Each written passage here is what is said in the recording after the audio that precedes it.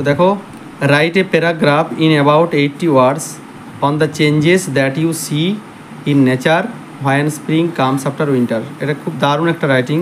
তো এখানে একটা অনুচ্ছেদ লিখতে বলা হয়েছে তোমাদেরকে, কি না প্রকৃতির মধ্যে তুমি কি পরিবর্তন দেখতে পাও যখন বসন্ত আসে শীতের পর। তো দেখো, এটা ক্লাস 8-এর জন্য খুবই একটা ইম্পর্ট্যান্ট রাইটিং। তো আমি তোমাদেরকে এই রাইটিংটা লিখে রেখেছি তোমাদের জন্য, তো তোমরা ভিডিওটি দেখতে থাকো। তো দেখো, তোমরা এখানে হেডিং দেবে the changes in nature in spring, বসন্তে যে প্রকৃতির পরিবর্তন। তো লিখবে তোমরা spring comes immediately after winter, বসন্ত আসে শীতের ঠিক পরেই। The nature wears the garment of beauty, প্রকৃতি সৌন্দর্যের পোশাক পরে। ট্রিজ রিভাইভ, গাছেরা পুনরুজ্জীবিত হয়ে ওঠে। They cover themselves with flowers and new leaves, তারা নিজেদেরকে কি ঢেকে দেয় ফুল এবং নতুন পাতায়। Various types of new birds appear, বা তোমরা লিখতে পারো মাইগ্রেন্ট বার্ডস, অনেক ধরনের নানা ধরনের নতুন পাখি দেখা যায়।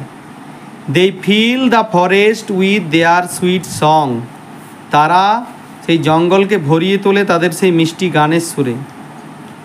Wind carries a sweet scent, বাতাস একটা সুন্দর মিষ্টি গন্ধ বহন করে। The spring is the season of colours, বসন্ত হলো একটা রঙের ঋতু। It looks amazing and beautiful, এটা খুবই সুন্দর এবং একটা আকর্ষণীয় দেখায়। New leaves of the trees, সেই নতুন পাতাগুলো গাছের makes the nature more beautiful, প্রকৃতিকে আরও সুন্দর করে তোলে। দ্য ডেজ গেট লঙ্গার, দিনগুলো বড় হয়। অ্যান্ড নাইটস গেট শর্টার, এবং রাত্রিগুলো ছোট হয়। দ্য টেম্পারেচার ইজ মিল্ডার, মানে তাপমাত্রাটা কি হয় তখন, সেই শীতের যে তাপমাত্রা সেটা কমে যায়, শীত কমে যায়, ঠান্ডা। বিজ অ্যান্ড বাটারফ্লাইজ ফ্লাই অ্যাবাউট, মৌমাছি এবং প্রজাপতিগুলো উড়ে বেড়ায়। The sky is clear and deep blue in day time, আকাশ কেমন থাকে, পরিষ্কার এবং গাঢ় নীল দিনের বেলায়। অ্যান্ড স্টারি ডিউরিং নাইট, এবং রাত্রেবেলায় কি তারাময়।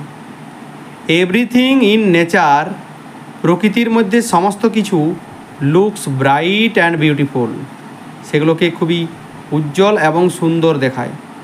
The weather is most pleasant and charming, আবহাওয়া খুব মনোরম এবং উৎকৃষ্টকর থাকে। তো চলো, আজকের ভিডিও এ পর্যন্তই। যদি আমার ভিডিওটি ভালো লেগে থাকে তাহলে অবশ্যই আমার ভিডিওটি লাইক করে জানাবে, কমেন্ট করে জানাবে, এবং আমার এই চ্যানেলটি সাবস্ক্রাইব করবে, এবং পাশে থাকা বেল আইকন প্রেস করতে ভুলো না পরবর্তী ভিডিওর নোটিফিকেশানগুলো পাওয়ার জন্য। তো চলো, আজকে এ পর্যন্ত।